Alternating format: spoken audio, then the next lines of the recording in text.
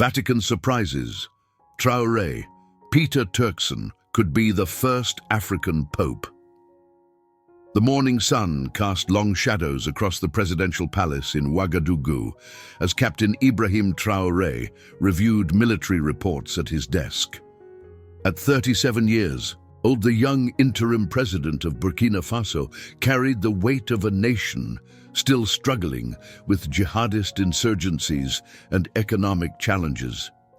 His usual morning routine was interrupted when his chief of staff entered with an unusual envelope. Bearing the seal of the Vatican. "Mr. President, this arrived through diplomatic channels. Most unusual, it's marked for your eyes only," said the aide, placing the cream-colored envelope on Traoré's desk. Traoré's brow furrowed as he examined the ornate seal. As a practicing Muslim, direct communication from the Vatican was unexpected. He carefully broke the seal and unfolded the letter inside. As he read, his expression shifted from curiosity to astonishment.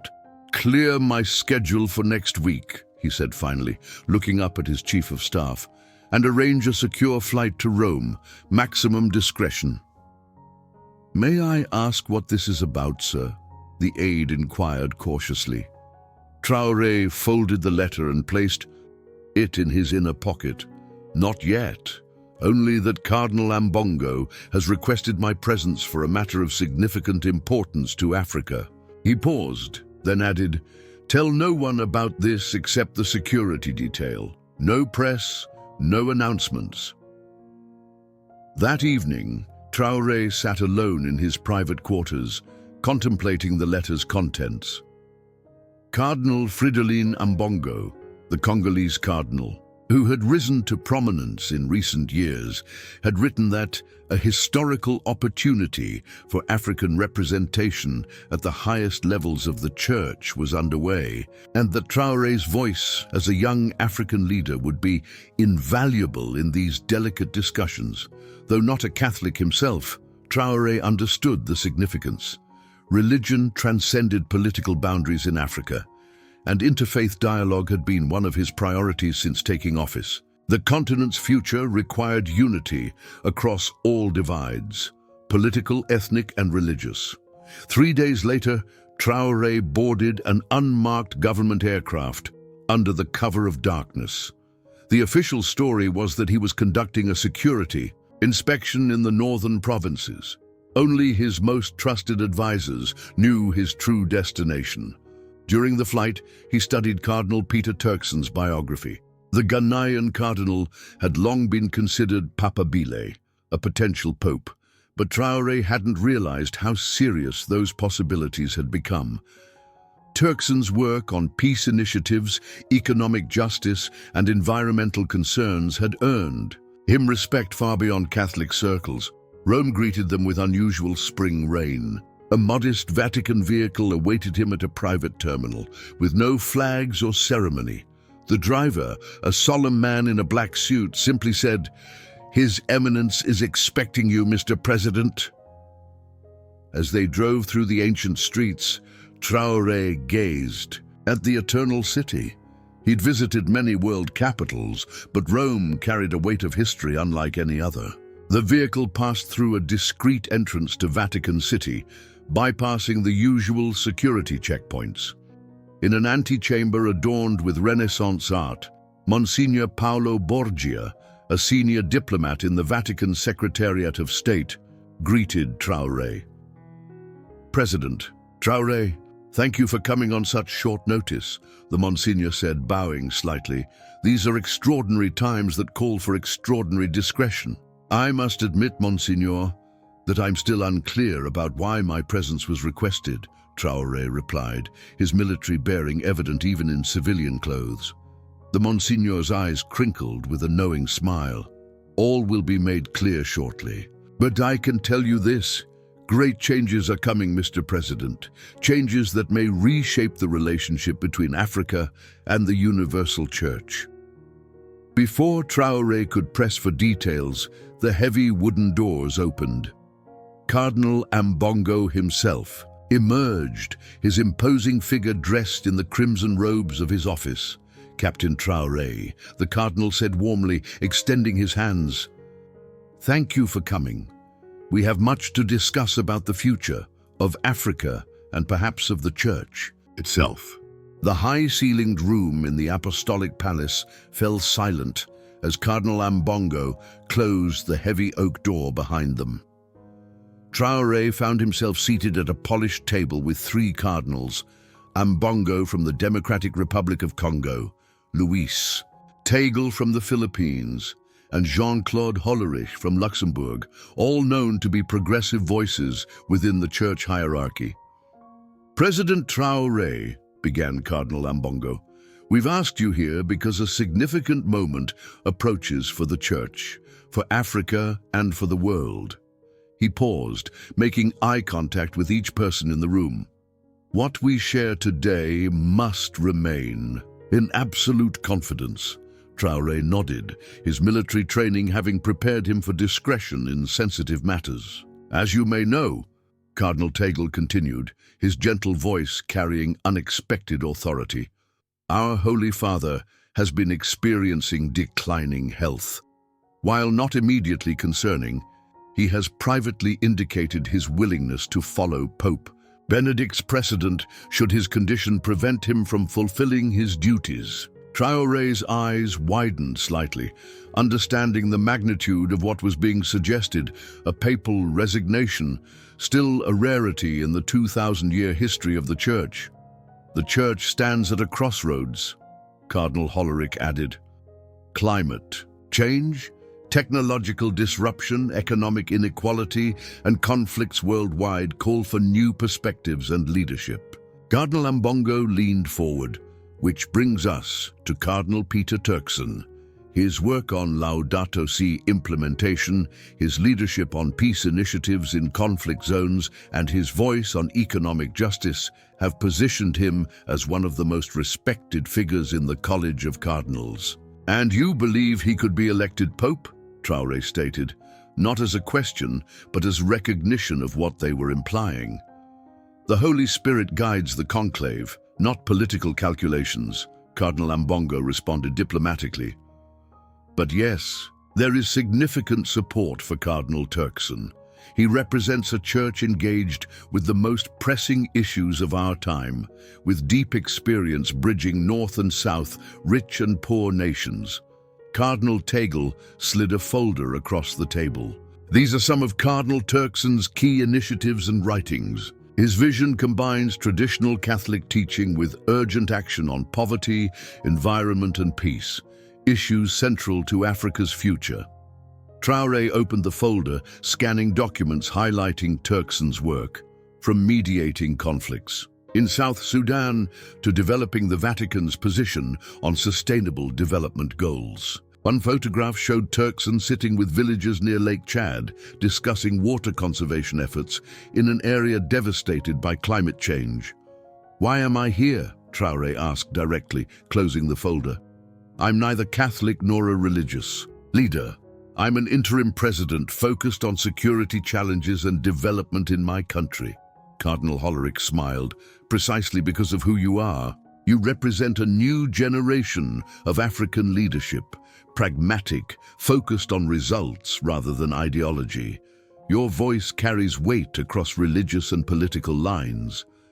The first African pope would be a historical milestone, Cardinal Ambongo added, but it would be meaningless if it didn't translate into real change for African people. We need voices like yours to ensure that African priorities, security, development, dignity, remain at the forefront.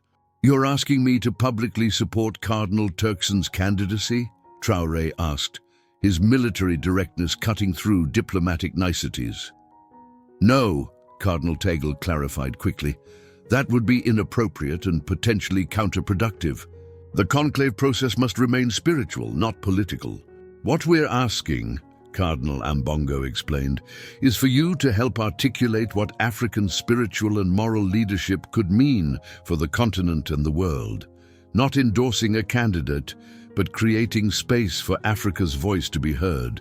In global spiritual conversations, Traoré considered this carefully. Though a Muslim leading a secular state, he understood the power of religious symbolism.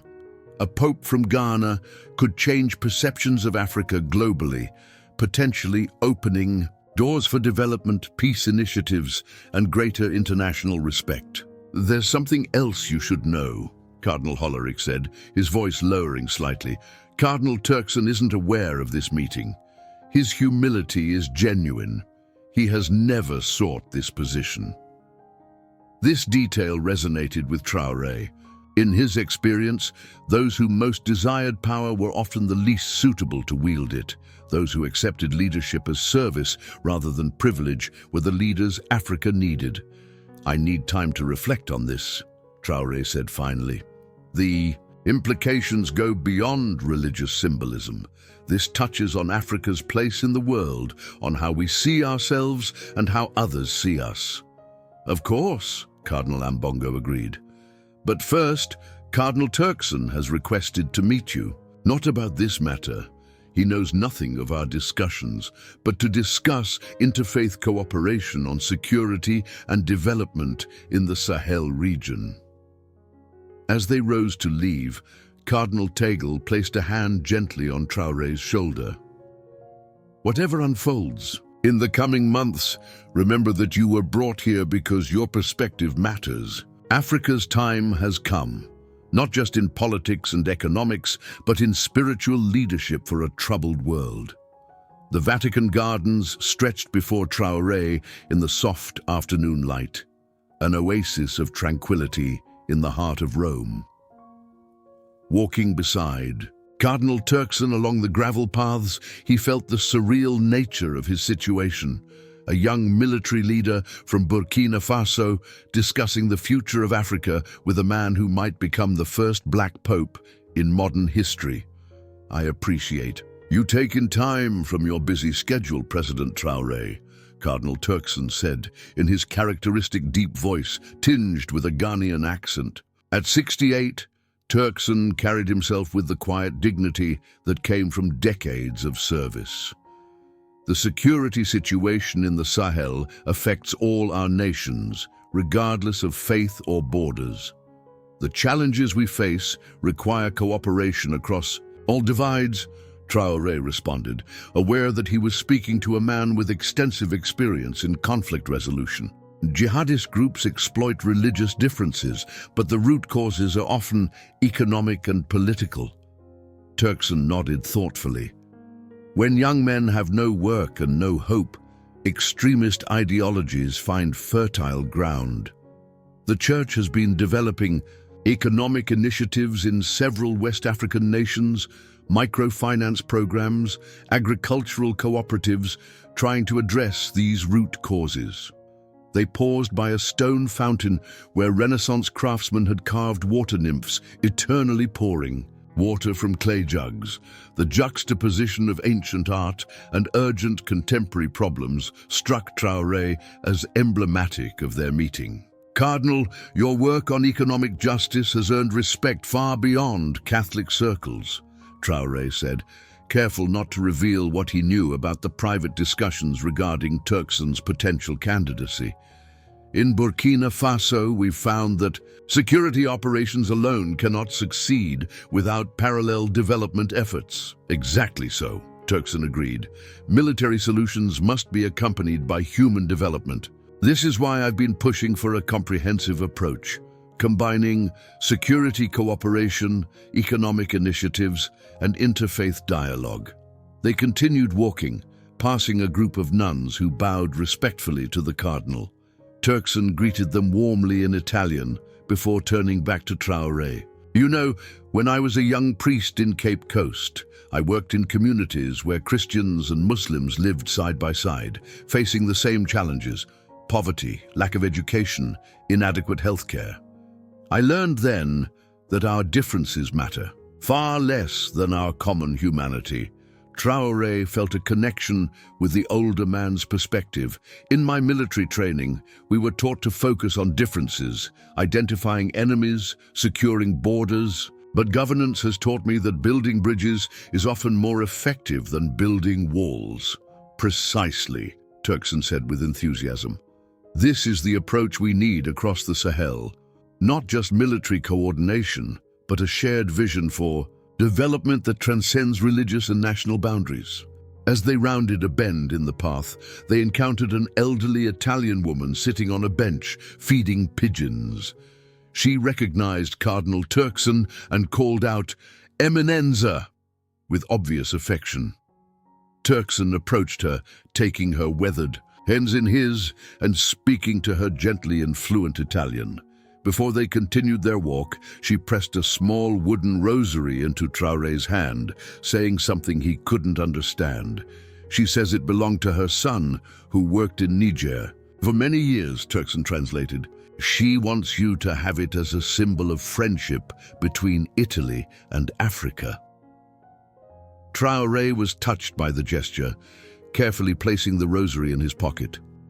They continued walking as Turkson explained his vision for an interfaith peace initiative focused specifically on the Sahel region. What we need is a council of religious and community leaders working alongside security forces and development agencies. A holistic approach that addresses both immediate threats and long-term causes, Turkson said. Such an initiative would need political support as well, Traoré noted. Many governments in our region are suspicious of religious organizations operating across borders. Which is why your voice is so important, President Traoré, Turkson replied. As both a political and military leader, you can help create space for this cooperation. They had circled back toward the entrance to the Apostolic Palace when Turkson paused, looking directly at Traoré. May I speak frankly, President? Of course, Cardinal. I've followed your journey, from university activist to military officer to national leader. You've walked a difficult path, but I sense in you something essential for leadership in these troubled times. The ability to evolve, to grow beyond ideology toward pragmatic solutions. Traoré was surprised by the Cardinal's insight. My perspectives have certainly changed since my university days. Reality has a way of challenging one's theories. Indeed, Turkson smiled. The same is true in the Church. Dogma without compassion becomes empty ritual. Action without reflection becomes mere activity. We need leaders who can balance principles with pragmatism. As they parted, Turkson extended his hand.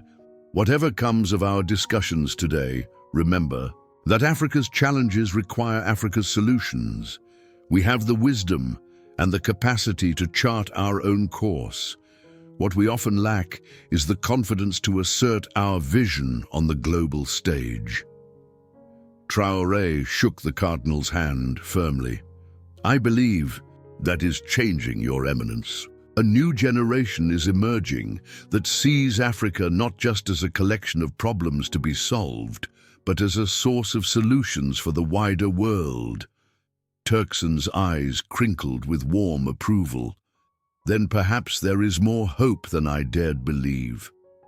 Walking back to his temporary quarters, Traoré felt the weight of the rosary in his pocket. The gesture of the elderly Italian woman seemed symbolic of something larger, a recognition that Africa's destiny was intertwined with the wider world's. If Turkson were to become Pope, it would represent not just a milestone for Africa, but potentially a new chapter in global interfaith relations. That evening, alone in his room, Traoré knelt and prayed, not in the Catholic tradition, but in his own Islamic faith, asking for wisdom and guidance in the days ahead. The question before him was not just about a potential African pope, but about his own role in shaping a new narrative for Africa on the world stage. Back in Ouagadougou a week later, Traoré sat alone in his office as dawn broke over the capital city. Sleep had eluded him for much of the night as he contemplated the implications of his visit to the Vatican. The meeting with Cardinal Turkson had left a profound impression. Here was an African leader whose vision transcended religious and national boundaries, focused on practical solutions to the continent's most pressing problems. His chief of staff entered with the morning briefings. "Sir, there are rumors circulating about your absence last week. Some journalists are suggesting you met with French officials in Paris." Traoré nodded, unsurprised. In the arena of international politics, vacuums of information were quickly filled with speculation. "It's time to address this. Arrange a national broadcast for this evening. Will you be disclosing your meeting at the Vatican, sir?" Traoré considered the question carefully. "Yes, but with discretion. This is about more than just a diplomatic visit." Throughout the day, he drafted and redrafted his address, weighing each word. By late afternoon, as final preparations for the broadcast were underway, he received an encrypted message from Cardinal Ambongo. "Recent medical reports confirm accelerated timeline. Holy Father may announce intentions within months, not years." This changed everything. What had seemed like a theoretical future possibility was rapidly becoming an imminent reality. Traoré made final adjustments to his speech, aware that his words would be scrutinized, not just in Burkina Faso, but in Rome and across the global political landscape. At precisely 8 p.m., cameras went live from the presidential palace. Traoré, dressed in a simple but elegant traditional outfit rather than his military uniform, addressed his nation.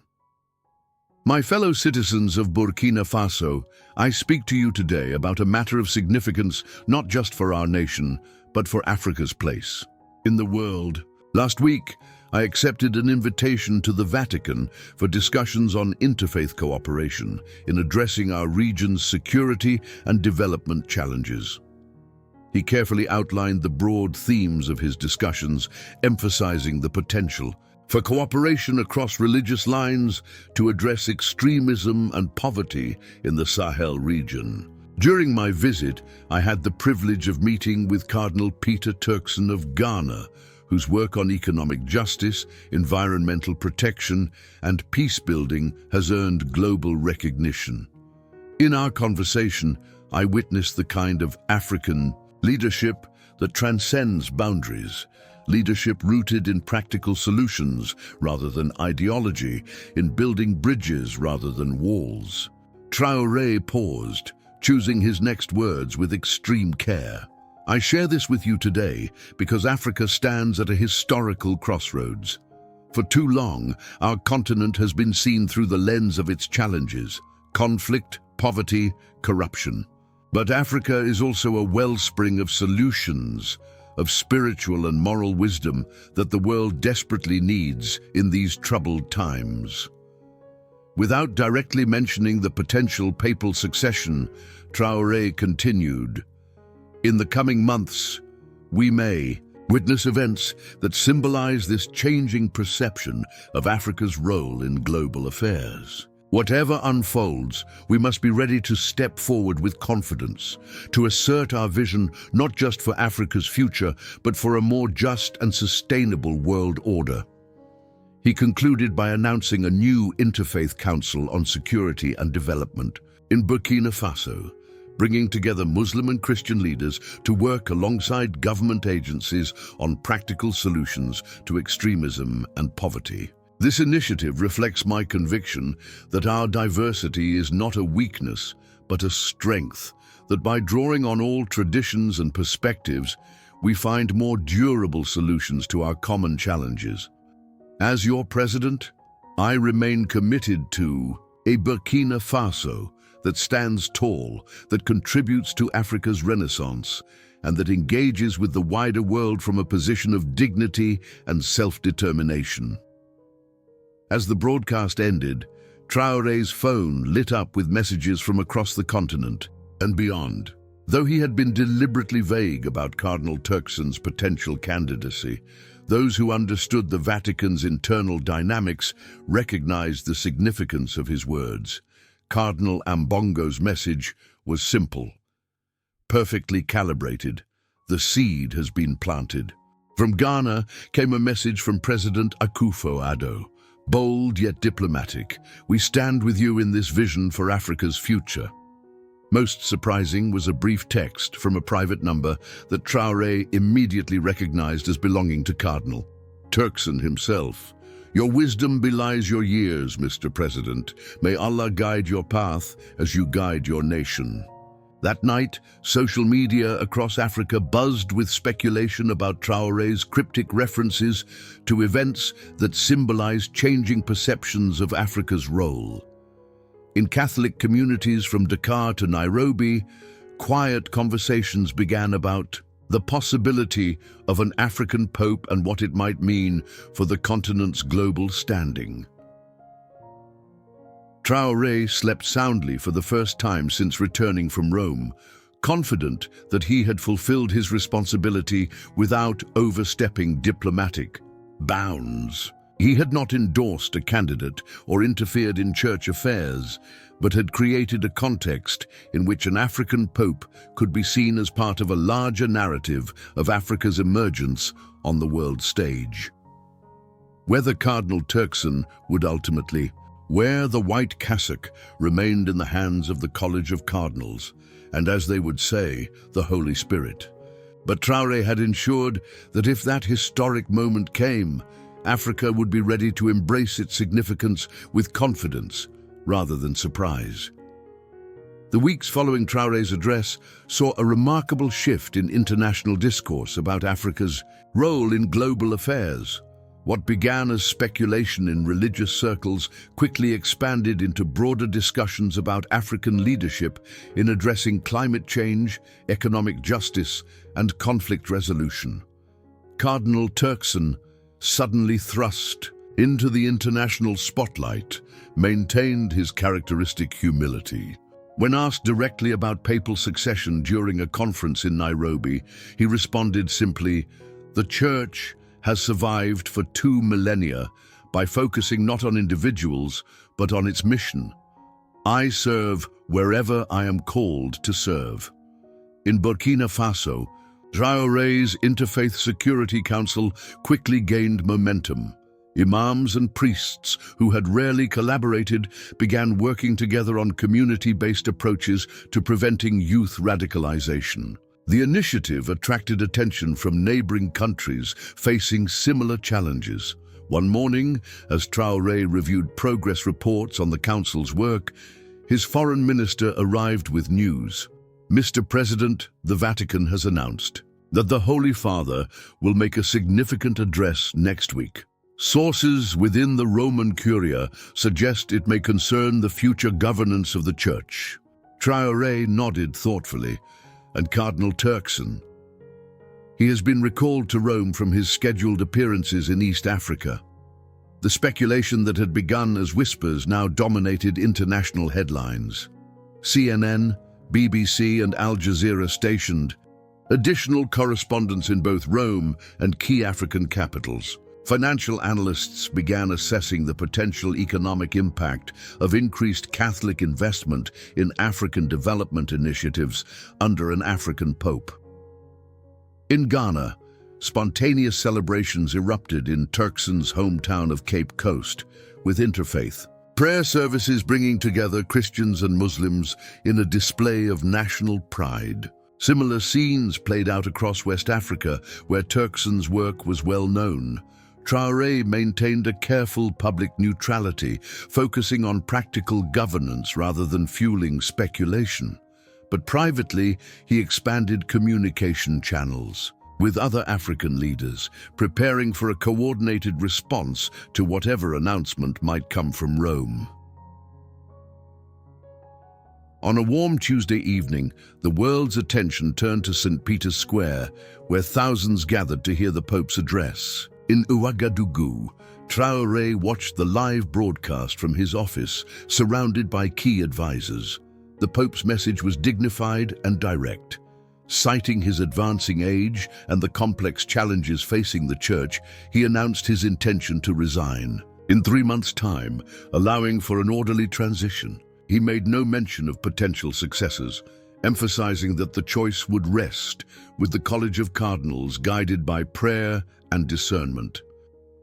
As the announcement concluded, Traoré's secure phone rang.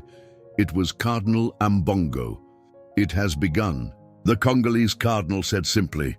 "The conclave will be called for early September. Turkson's support is strong, but not assured. Much will depend on how Africa presents itself in these coming months." "What can I do?" Traoré asked, aware of the delicate line between appropriate influence and improper interference. "Continue what you've started," Ambongo replied. "Show the world an Africa that is confident, collaborative, forward-looking. Not just in words, but in actions. The narrative you're creating matters more than any direct advocacy." The following morning, Traoré convened an extraordinary session of his cabinet. The coming months offer an unprecedented opportunity to reshape perceptions of Africa, he told them. Whether or not the next pope is African, this moment of global attention allows us to demonstrate African solutions to African challenges, and indeed, to global challenges. He authorized an expansion of the Interfaith Security Initiative, inviting observers from Mali, Niger, and Chad to study its implementation. He accelerated economic reforms designed to attract investment, while ensuring benefits flowed to rural communities most vulnerable to extremist recruitment. Most significantly, he reached out to former rivals in the political sphere, seeking national unity in a moment of potential historical significance. These gestures of reconciliation, coming from a leader who had taken power by military means, surprised many observers and earned cautious praise from democracy advocates. International media, initially focused narrowly on the papal succession story, began reporting on these broader developments across West Africa. The Traoré effect, as CNN termed it, described a new style of pragmatic collaborative leadership emerging in response to the continent's complex challenges. In late August, just days before the conclave was to begin, Traoré received a personal letter from Cardinal Turkson. Unlike their previous communications, this one was handwritten on simple stationery rather than formal Vatican letterhead. "Dear President Traoré," it read, "as I prepare for the solemn responsibility of participating in the conclave, I find myself reflecting on our conversation in the Vatican gardens. You spoke of Africa charting its own course with confidence rather than seeking validation from others. Whatever the outcome of the coming days, know that your example of leadership, bridging divides, focusing on practical solutions, evolving beyond rigid ideologies, represents the Africa that is emerging on the world stage.